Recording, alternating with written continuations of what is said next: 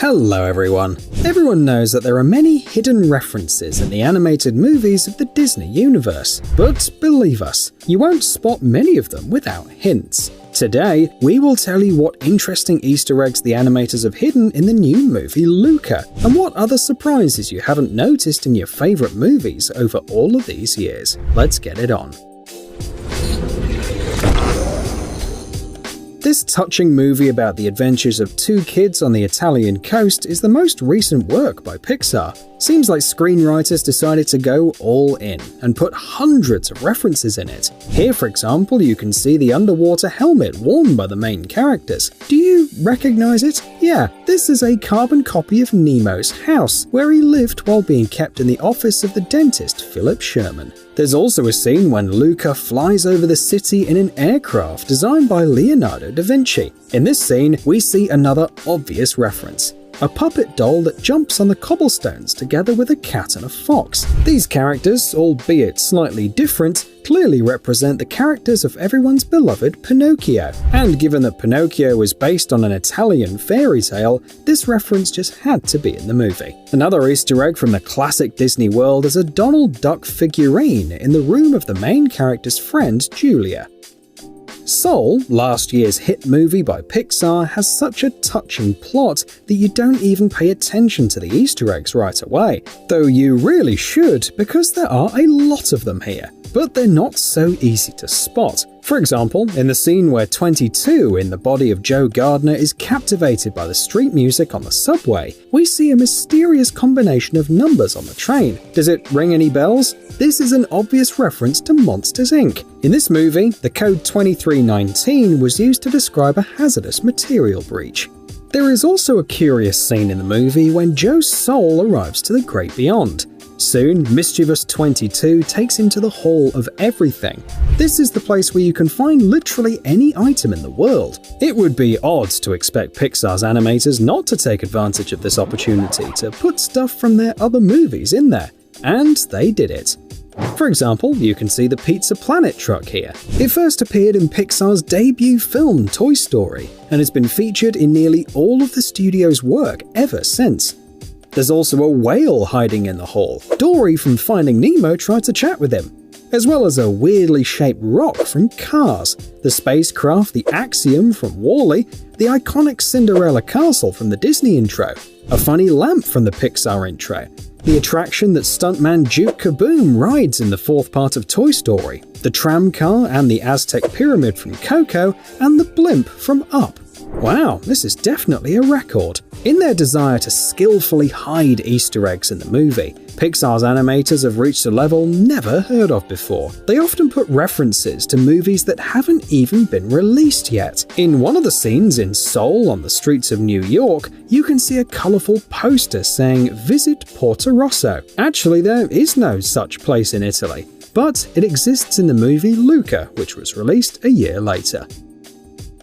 Oh, if only the history of our planet really followed the plot of The Good Dinosaur by Pixar. The dinosaurs would have never died out and would have lived side by side with us to this day. By the way, this movie is also full of cool references. For example, here's a scene where a giant Tyrannosaurus rescues Arlo from velociraptors. There's a similar scene in the first part of Jurassic Park.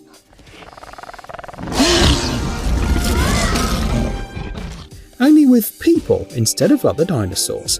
Don't think that all Easter eggs in Pixar movies are references to other animated movies.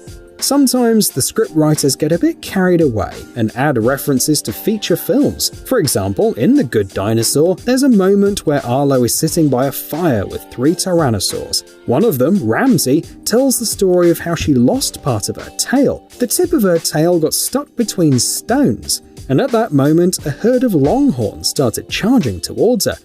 Without thinking twice, she bit it off to escape. This story is clearly inspired by an episode from the movie 127 Hours with James Franco in the title role, where the main character was trapped between rocks.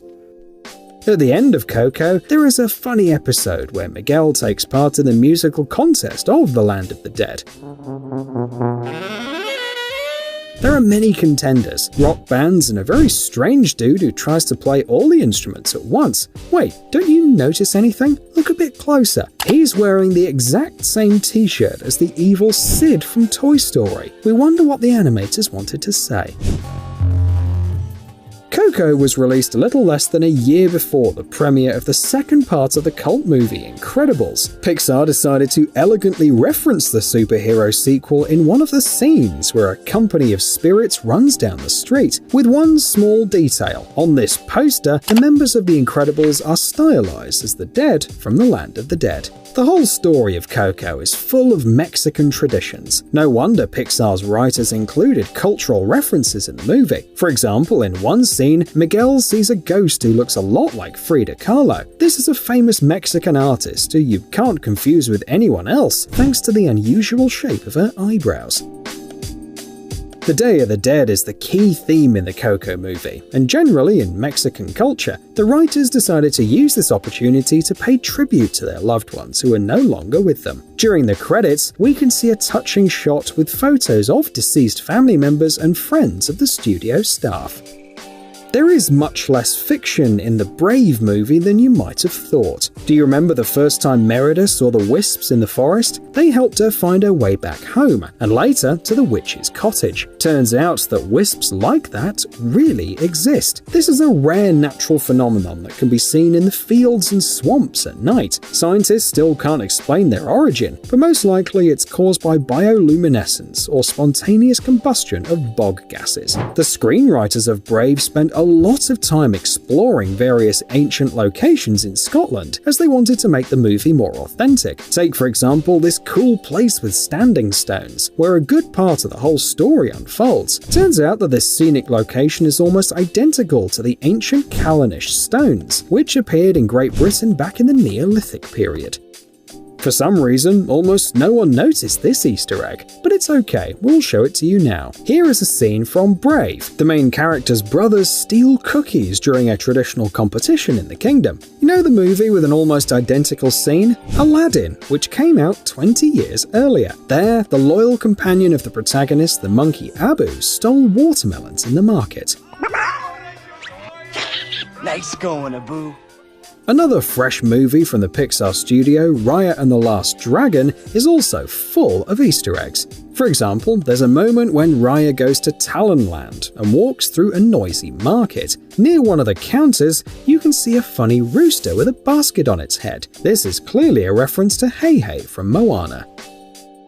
Only the most loyal Disney fans will recognize the reference in this scene. Hint: don't you notice anything unusual about the way the staff at this tavern are dressed? Yes, this is Mickey's hat from Fantasia. A shocking fact, that came out in the 40th year of the last century. And one more cute Easter egg. The kitchen of the same tavern is run by a rat, which is very similar to Remy from Ratatouille. Perhaps the funniest scene in Zootopia is the interaction of the protagonists with a sloth in the road service department. Also, on the desk of the sloth, you can see a mug with a funny inscription. You want it when? Later, we can see the same mug in the sequel to Wreck-It Ralph in 2018 on the table of one of the characters. Another Easter egg in Ralph Breaks the Internet is the Kingdom of Arendelle from Frozen. You can see it in the snow globe of one minor character. It is no secret that Pixar has long been owned by Disney. A couple of years after this merger, another deal was made that amazed the whole world.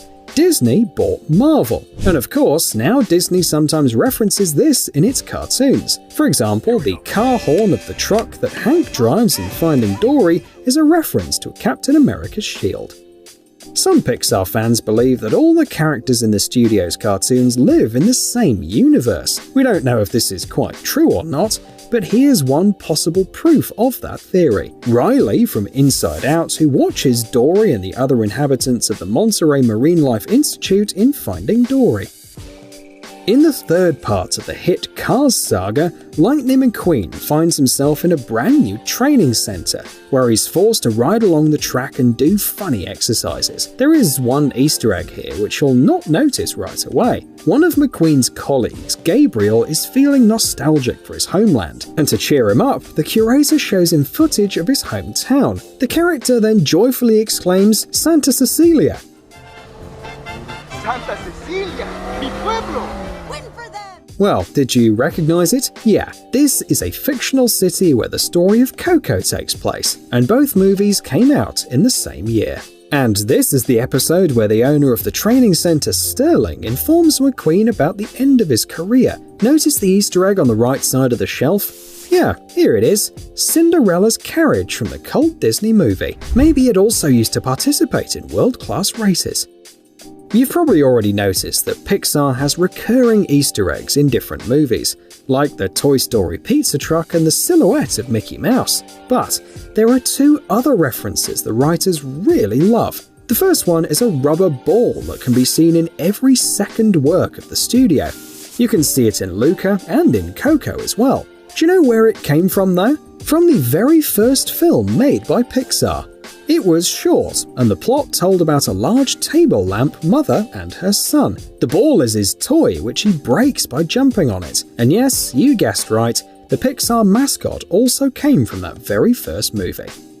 The second traditional reference is the mysterious combination A113, which appears every now and then in Pixar movies. For example, here is a shot from Luca. Here, a mysterious inscription appears on a paper train ticket. In The Good Dinosaur, this code is more difficult to spot. It's made up of thin rods on the fence of the chicken coop. So what does this code mean? Turns out that A113 is the classroom used by graphic design and character animation at the California Institute of the Arts, where many of Pixar's staff have studied.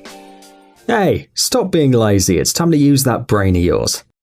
Welcome to Brain Time. Incredible facts from the past, the present, and even the future. The power of nature and wild animals, amazing facts and unsolved mysteries. You'll find all this and much more here. Subscribe now, you won't regret it.